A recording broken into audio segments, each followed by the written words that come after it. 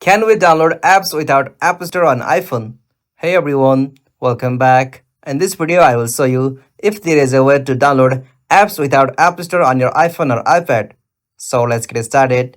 As in the first, I want to inform you that there is no any such official method like you can install application on your iPhone or iPad without App Store. For that, if you check to install the application from your any browser, after you search any application on browser, it will automatically redirect to App Store on your iPhone. So there is no any such official method. For that, directly you will have to open App Store. From here, as usual, search any application whom you want to download or install. After you find it, simply tap on Get. After you tap on that, you'll be able to install that app. So this is the informative video.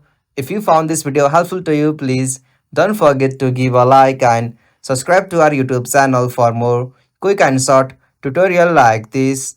Thank you for watching this. Have a nice day.